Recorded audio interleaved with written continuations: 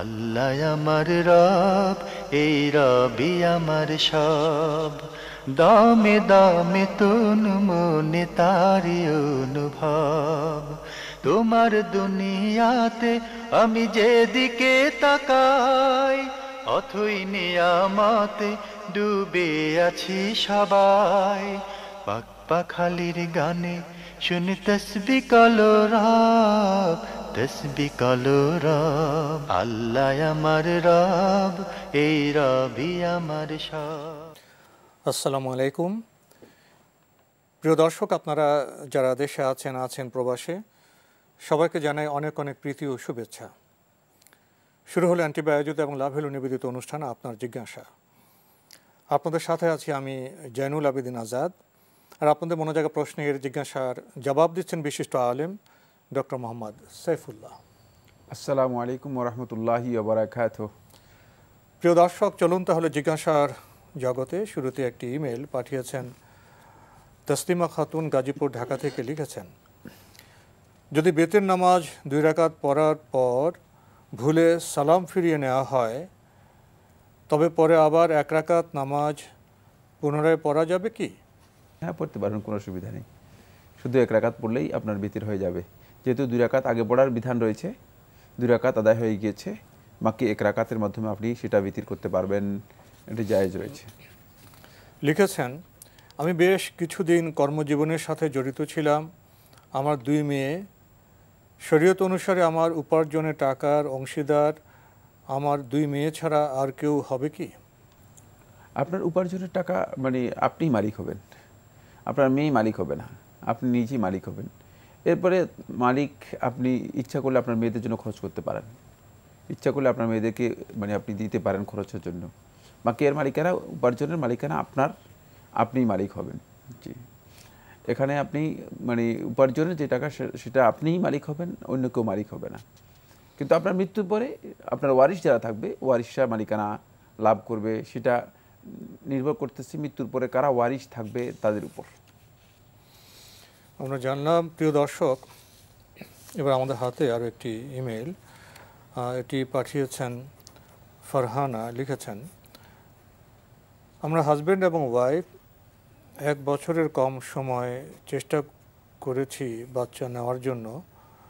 এখনও পুরোপুরি 1 বছর হয়নি, কিন্তু সমস্যা হচ্ছে যে আমার বয়স 30 পার হয়ে গেছে, আর আমার হাজব্যান্ডের বয়স প্রায় 40-এর কাছাকাছি। আর আমরা স্বাভাবিক নিয়মে সহবাস করতে পারি না। আর সবচেয়ে বিগ প্রবলেম হলো যে আমার হাজব্যান্ডের স্থান ওজোপেরোমিয়া নামক স্পার্ম প্রবলেম আছে, আর আমার AMH লেভেল অর্থাৎ ডিম্বাণু একটু কম আছে। এইরকম অবস্থায় যদি আমরা অপারগ হয়ে IVF করি, তাহলে কি ইসলামিক দৃষ্টিতে কোনো অপরাধ আছে? কোনো মাওলানা সাহেব বলেছেন যে প্রথম 2-3 বছর চেষ্টা করতে হবে, কিন্তু যদি কারো বেবি নেওয়ার জন্য সঠিকভাবে চেষ্টা করতে অপারগ হয়, তাহলে তাদের নিজেদের ডিম্বাণু এবং শুক্রাণু দিয়ে IVF করলে কি কোনো গুনাহ হবে? প্রথম কথা হচ্ছে আপনি মানে 1 বছর হচ্ছে বা হয়নি, চেষ্টা করছেন, আপনি একটু ধৈর্য ধারণ করুন। প্রত্যেকটি কাজে তাড়াহুড়ো করা এটা সুন্দর মানে পদ্ধতি না, বা মানে এত অস্থিরতার কোনো কারণ নেই। সেক্ষেত্রে আপনি চেষ্টা করুন, আর একটু সময় নিন, মানে সময় নিয়ে আপনি অপেক্ষা করুন এবং আল্লাহ তাআলার কাছে দোয়া করুন। চিকিৎসার সাথে সাথে আল্লাহ রাব্বুল আলামিনের কাছে দোয়া করুন। আমরা মানে আমাদের চিকিৎসাকে শুধুমাত্র ওষুধের মধ্যে সীমাবদ্ধ করে নিচ্ছি কেন? আল্লাহ রাব্বুল আলামিন তো ওষুধ ছাড়াও চিকিৎসা করেন। সুতরাং আল্লাহ তাআলার কাছে বলার জন্য চেষ্টা করুন। শেখুল ইসলাম ইবনে কাইয়িম রাহিমাহুল্লাহ তাআলা বলেছেন যে এই পৃথিবীতে সবচেয়ে বড় চিকিৎসা হচ্ছে দোয়া, এর চেয়ে বড় চিকিৎসা আর নেই। কারণ আল্লাহ রাব্বুল আলামিনই হচ্ছে একমাত্র মানে শিফা দানকারী, একমাত্র আরোগ্য দানকারী। আনতা শাফি লা শিফা ইল্লা শিফাউক শিফাআন লা ইউগাদিরু সাকামা। হাদিসের মধ্যে রাসূলুল্লাহ সাল্লাল্লাহু আলাইহি ওয়াসাল্লাম বলেছেন একমাত্র মানে শিফা দানকারী, আরোগ্য দানকারী হচ্ছেন আপনি। সুতরাং আল্লাহ তাআলার কাছে চাওয়ার জন্য চেষ্টা করুন, আল্লাহ রাব্বুল আলামিনের কাছে কান্নাকাটি করুন এবং একটু সময় নিন। এটা হলো প্রথম পয়েন্ট। দ্বিতীয় পয়েন্ট হচ্ছে সেটা হলো, যদি নিজেদের ডিম্বাণু এবং শুক্রাণুর মাধ্যমে IVF করা যায়, আর এতে যদি কোনো ধরনের মানে সন্দেহজনক কোনো বিষয় না থাকে, তাহলে এটি নাজায়েজ হবে না, জায়েজ হবে, গুনাহের বিষয় নয়। কিন্তু সেক্ষেত্রে আপনি কনফার্ম হতে হবে যে অন্য কোনো ডিম্বাণু ব্যবহার করা হচ্ছে কিনা বা অন্য কোনো শুক্রাণু ব্যবহার করা হচ্ছে কিনা। সেক্ষেত্রে মানে যদি আপনি কনফার্ম হচ্ছে না আপনাদের নিজেদের ডিম্বাণু এবং শুক্রাণুর মাধ্যমে এটাকে শুধুমাত্র ফার্টিলাইজ করা হচ্ছে এবং এটা ফার্টিলিটি করার জন্য মানে শুধুমাত্র মেডিকেল সিস্টেম ফলো করা হচ্ছে, তাহলে সেক্ষেত্রে এটি নাজায়েজ হওয়ার সঙ্গত কোনো কারণ নেই।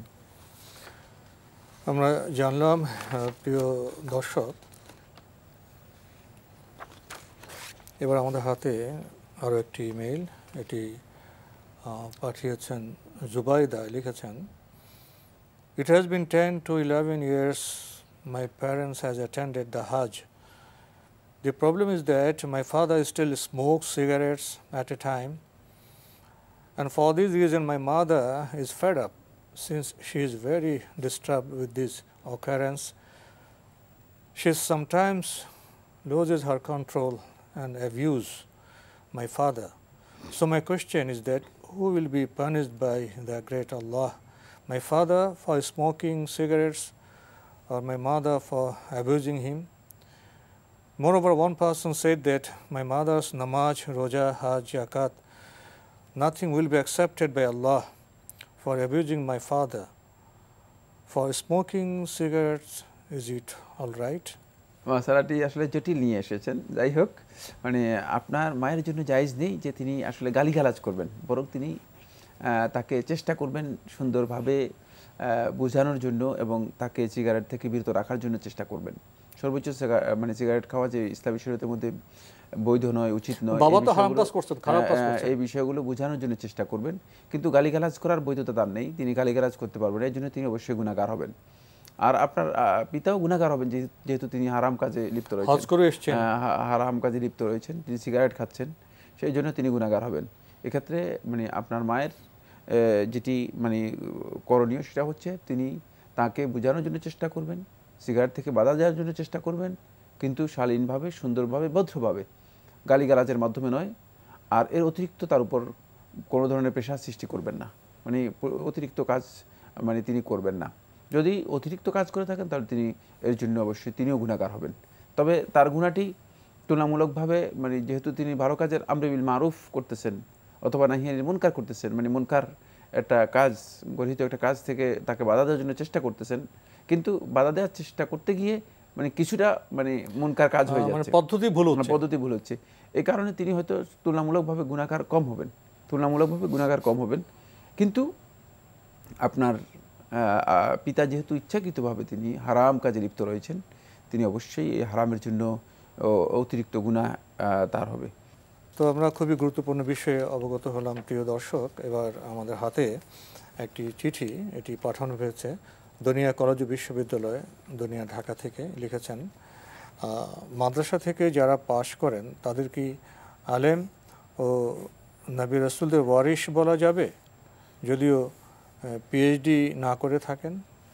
প্রথম কথা হচ্ছে, মাদ্রাসা থেকে পাশ করলেই তিনি আলেম অথবা নবী এবং রাসূলদের ওয়ারিশ, এ বক্তব্য সঠিক নয়। আলেমের জন্য শর্ত হচ্ছে যার কাছে কোরআন এবং হাদিসের ইলম রয়েছে, তিনটি পয়েন্ট যার কাছে পরিপূর্ণরূপে আছে। এক নম্বর হচ্ছে মারিফাতুল্লাহ, আল্লাহ রাব্বুল আলামিনের মারিফত যার কাছে রয়েছে, মানে সত্যিকারভাবে আল্লাহ রাব্বুল আলামিনের পরিচয়, তাওহীদের জ্ঞান যার কাছে আছে, এটা হচ্ছে মারিফত। মারিফত বলতে আমরা মানে বিকৃত যেই মারিফত রয়েছে সেটাকে বোঝাচ্ছি না, এটা হলো আল্লাহ রাব্বুল আলামিনের প্রকৃত মারিফত, তার তাওহীদের জ্ঞান, তাওহীদের সকল প্রকার জ্ঞান থাকতে হবে। সত্যিকার তাওহীদের জ্ঞান থাকলেই আমরা আল্লাহ রাব্বুল আলামিনের হক নষ্ট করব না এবং শিরক থেকে নিজেরা মুক্ত থাকতে পারবো। দুই নম্বর যে বিষয়টি সেটা হচ্ছে ও মারিফাতু রাসূলিল্লাহ সাল্লাল্লাহু আলাইহি ওয়াসাল্লাম, রাসূল সাল্লাল্লাহু আলাইহি ওয়াসাল্লামের সঠিক পরিচয় যার কাছে রয়েছে, রাসূল সাল্লাল্লাহু আলাইহি ওয়াসাল্লামের হক সম্পর্কে যাদের জ্ঞান রয়েছে। তিন নম্বর যেটা সেটা হলো ও মারিফাতুদ্দিন, আহকামিল ইসলাম, ইসলামের যে সমস্ত বিধিবিধানগুলো আছে এগুলো দলিলের মাধ্যমে যার কাছে জানা রয়েছে। এই তিনটি জ্ঞান যার কাছে আছে তিনি হচ্ছেন আলেম। এর জন্য শর্ত নয় যে তার কাছে কোনো সার্টিফিকেট থাকতে হবে, এর জন্য শর্ত নয় যে তাকে মাদ্রাসা থেকে পাশ করতে হবে, তাকে স্কুল থেকে পাশ করতে হবে, তাকে কলেজ থেকে পাশ করতে হবে। যদি দুনিয়ার কোনো স্কুলেও না যায়, কিন্তু সে যদি কোনো আলেমের কাছে, কোনো ব্যক্তির কাছে পড়ে এই জ্ঞানগুলো অর্জন করে থাকেন, তিনি আলেম। তার জন্য মানে কোনো সার্টিফিকেট তার কাছে না থাকলেও কোনো অসুবিধা নেই, সার্টিফিকেট শর্ত নয়।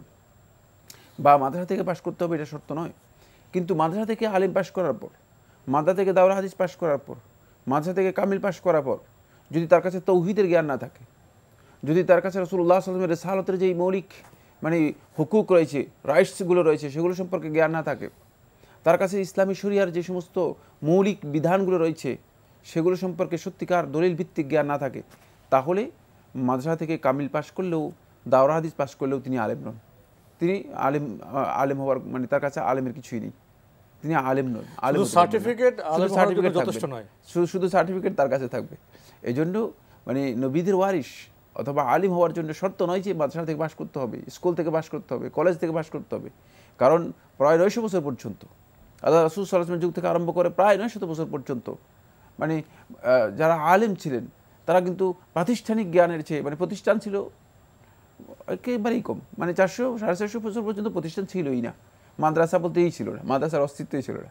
এরপরেও মাদ্রাসা ছিল মানে খুব কম মাদ্রাসা ছিল, বেশিরভাগই যেগুলো ছিল সেগুলো ছিল হালাকাত, ওলামায়ে কেরামের দার্স হতো, যেখানে আলেমরা সেখানে কোরআন হাদিস পড়াতেন, বিভিন্ন বিষয় আলেমদের কাছে পড়া হতো। তো এগুলো অনেকটা টুল টাইপের ছিল, ওস্তাদ নির্ভর ছিল। তো সেখানে মানে তারা এর মাধ্যমে মূলত কি হয়েছে, আলেম হয়েছে। সুতরাং সেখানে কোনো সার্টিফিকেট ছিল না, তাদেরকে সার্টিফিকেট ওস্তাদ ছিল, ওস্তাদের কাছ থেকে আমরা জ্ঞান, ওই লোকগুলো জ্ঞান নিত। সুতরাং কেউ যদি ওস্তাদের কাছ থেকে এভাবে জ্ঞান নেন এবং এর মাধ্যমে যদি তিনি সত্যিকার মানে আলেম হন, কোরআন হাদিসের জ্ঞান তার কাছে আসে, তাহলে তিনি আলেম। এর জন্য শর্ত নয় যে তাকে সার্টিফিকেট থাকতে হবে, মাদ্রাসায় পড়তে হবে। এটা আমরা একটা ভুল কনসেপ্ট আমাদের মধ্যে কাজ করছে। আমরা একটা চিঠি পড়ছিলাম, পাঠানো হয়েছিল দুনিয়া কলেজ বিশ্ববিদ্যালয়, দুনিয়া, ঢাকা থেকে। আপনি আরও লিখেছেন, তাহিয়াতুল ওজুর সালাতের একটি ফজিলত সম্পর্কে জানি, যেটা বিলাল রাদিয়াল্লাহু তাআলা আনহু পেয়েছেন। আমরা এই সালাতের কি ফজিলত পাবো? হ্যাঁ, অবশ্যই। মানে আপনি যেহেতু রাসূলুল্লাহ সাল্লাল্লাহু আলাইহি ওয়াসাল্লাম হাদিস জানেন, রাসূলুল্লাহ সাল্লাল্লাহু আলাইহি ওয়াসাল্লাম হাদিসের মধ্যে স্পষ্ট করে বলেছেন যে তাহিয়াতুল মসজিদ যিনি আদায় করবেন তিনি জান্নাতের মধ্যে একটা মর্যাদা লাভ করবেন, একটা গ্রেড পাবেন।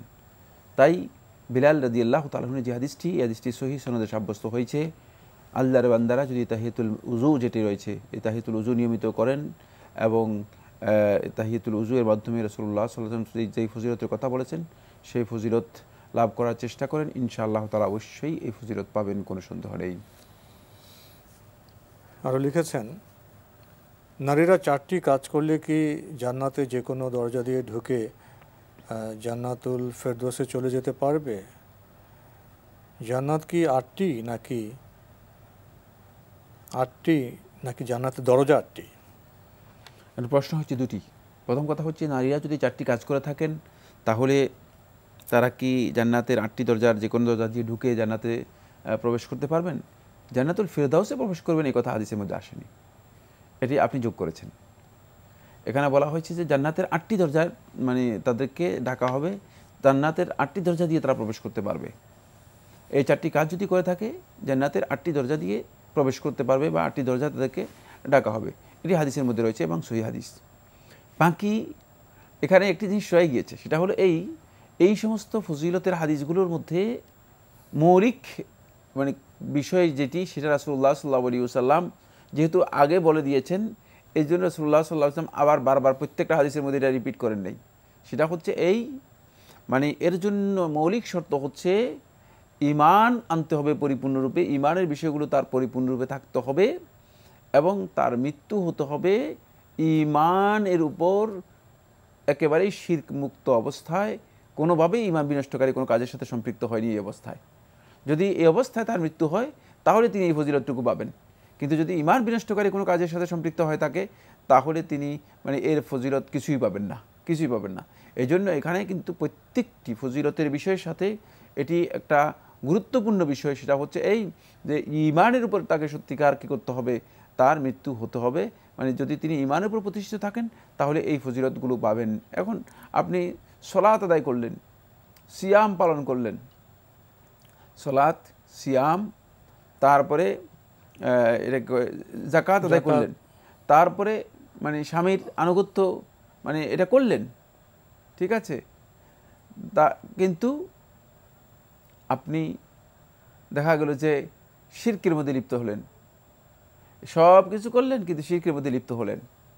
আপনি কবরে গিয়ে সিজদা দিলেন, আপনি ব্যক্তিকে গিয়ে সিজদা দিলেন, আপনি মানে কবরের জন্য মানত করলেন, আপনি মানে মানে আল্লাহ গায়রুল্লাহর জন্য মানে জবে করলেন, গায়রুল্লাহর উদ্দেশ্যে জবে করলেন, মানে ইবাদতের মধ্যে আপনি মানে জ্যোতিষীর কাছে গিয়ে জ্যোতিষীর বক্তব্যকে আপনি মানে আপনার জন্য দিন হিসেবে গ্রহণ করলেন, মানে মনে করলেন যে এটাই সত্য ঘটনা, জ্যোতিষী যেটা বলতেছে সেটাই সত্য, মানে ইত্যাদি ইত্যাদি যেগুলোর মাধ্যমে ঈমান বিনষ্ট হয়ে যায় সেগুলো করলেন, তাহলে আপনি জান্নাতের মানে প্রবেশ 8 দরজা দিয়ে প্রবেশ করা দূরের কথা, এর ধারে কাছেও আপনি যেতে পারবেন না।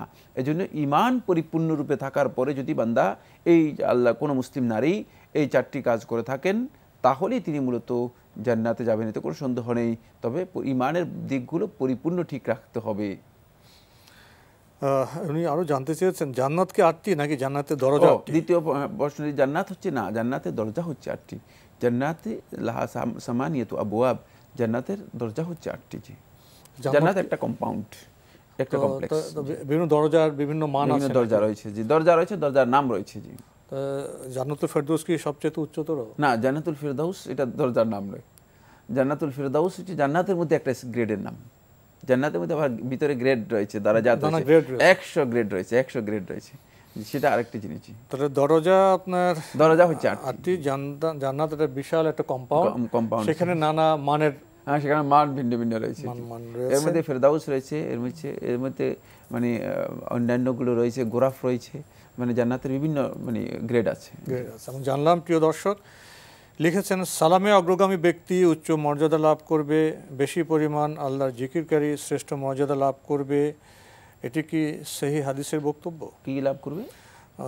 উচ্চ মর্যাদা লাভ করবে, আর যিনি বেশি পরিমাণ আল্লাহর জিকির করেন তিনি শ্রেষ্ঠ মর্যাদা লাভ করবেন।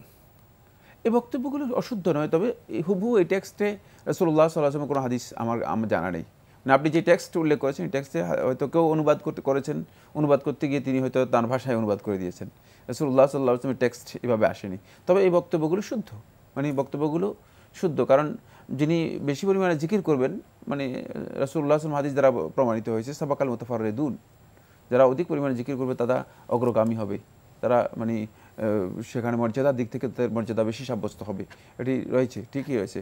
আর যারা মানে সালাম অগ্রসর হবে, সালাম দিয়ে শুরু করবে, তারা মানে তাদের শ্রেষ্ঠত্বের কথা রাসূলুল্লাহ সাল্লাল্লাহু আলাইহি ওয়াসাল্লাম হাদিসের মধ্যে বলেছেন, কিন্তু সেগুলোর ভাষা ভিন্ন ধরনের, মানে বক্তব্যটা আপনি যেভাবে উল্লেখ করেছেন ঠিক সেভাবে নয়, কিন্তু কথাগুলো সত্য এবং সঠিক, সহি হাদিসের সাপোর্ট রয়েছে এর জন্য।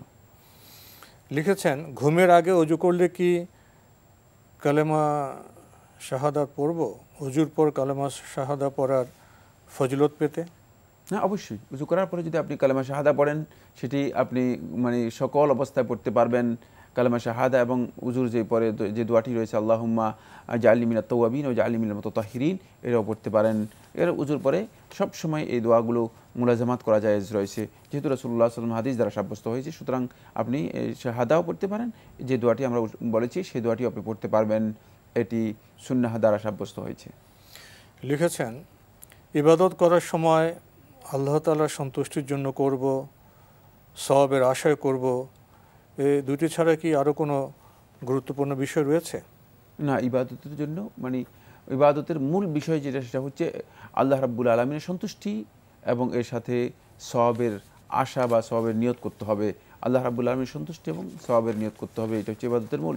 এর সাথে আর মানে আল্লাহর সন্তুষ্টি যেখানে আসবে সেখানে আর কি যোগ করবেন? যোগ করার তো আর কিছুই নেই, মানে নতুন কিছু যোগ করার নেই। মানে এটা এই পুরা জিনিসটাকেই মানে আল্লাহর সন্তুষ্টির কথা বলেন, সওয়াবের কথা বলেন, সবটার মূল কথা যেটা সেটা হচ্ছে ইখলাসুল আমালি লিল্লাহ। রাসূলুল্লাহ সাল্লাল্লাহু আলাইহি ওয়াসাল্লাম এক কথা বলে দিয়েছেন সুনান তিরমিজির হাদিসের মধ্যে, যেটি যায়েদ ইবনে সাবিত আল-আনসারী রাদিয়াল্লাহু আনহু বর্ণনা করেন। তিনি বলেন যে ইখলাসুল আমালি লিল্লাহ, আমলটাকে খালিসভাবে নিরঙ্কুশভাবে আল্লাহ রাব্বুল আলামিনের জন্য আদায় করা। যদি আপনি আমলটাকে সত্যিকার ইখলাসের সাথে নিরঙ্কুশভাবে আল্লাহ রাব্বুল আলামিনের জন্য আদায় করতে পারেন, তাহলে সবটাই এর মধ্যে পেয়ে যাবেন, সবটাই এর মধ্যে পেয়ে যাবেন। সিদকুন নিয়া, নিয়তের বিশুদ্ধতা পেয়ে যাবেন। সেখানে আপনার দুনিয়ার কোনো মাকসেদ, দুনিয়ার কোনো মতলব, দুনিয়ার কোনো উদ্দেশ্য সেখানে আপনার থাকবে না। 3 নম্বরে যে আপনি সেখানে আপনার আমলকে রিয়ামুক্ত, মুক্ত করতে পারবেন, প্রদর্শন ইচ্ছা, দেখানোর ইচ্ছা বা শ্রবণ ইচ্ছা মুক্ত করতে পারবেন। 4 নম্বর হচ্ছে যে সেটা হলো আপনার আমলকে সম্পূর্ণরূপে শিরক মুক্ত করতে পারবেন, শিরক মুক্ত করতে পারবেন। তারপরে আপনার সেই আমলটির মধ্যে মূলত আল্লাহ রাব্বুল আলামিনের সন্তুষ্টি আপনি খুঁজে পাবেন। তো আজকে আমাদের এখানে শেষ করতে হচ্ছে। আপনাকে অনেক ধন্যবাদ। আপনাকে অশেষ ধন্যবাদ। প্রিয় দর্শক, আমরা এতক্ষণ দেখছিলাম এনটিভি আয়োজিত এবং লাভ হলো নিবেদিত অনুষ্ঠান আপনার জিজ্ঞাসা। আমাদের অনুষ্ঠান আপনারা এনটিভি অনলাইনেও দেখতে পারবেন, ভিজিট করুন www.ntvbt.com। এছাড়া ইউটিউব এবং আমাদের ভেরিফাইড ফেসবুক পেজ অনুষ্ঠান দেখতে পারবেন। শেষে এসে ইবাদত প্রসঙ্গে আমরা প্রশ্ন পেলাম, মুসলমানদের পুরো জীবনের সব কর্মকাণ্ডই ইবাদত হতে পারে সহি পথে করলে এবং যদি নিয়ত হয় আল্লাহর সন্তুষ্টির জন্য। এক্ষেত্রে আমাদের আত্মসমালোচনা হতে পারে, আরও সচেতনতার প্রয়োজন হতে পারে। আমাদের ইবাদতে কি কোনো প্রদর্শনের ইচ্ছা আছে, নাকি একমাত্র আল্লাহর সন্তুষ্টির জন্য আমরা ইবাদত করছি? এটি খুবই গুরুত্বপূর্ণ বিষয়। চিঠি লিখুন, প্রশ্ন পাঠান আমাদের ঠিকানায়। পরিচালক আপনার জিজ্ঞাসা, এনটিভি, বিএসসি ভবন, 7ম তলা, 102 কাজী নজরুল ইসলাম এভিনিউ, কারওয়ান বাজার, ঢাকা 1215। আপনারা ইমেলও করতে পারেন। আমাদের ইমেল অ্যাড্রেস আপনার জিজ্ঞাসা @ntvbd.com।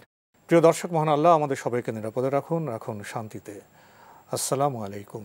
আল্লাহ আমার রব, এই রবি আমার সব, দামে দামে তুন মনে তারি অনুভব। আল্লাহ আমার রব, এই রবি আমার সব।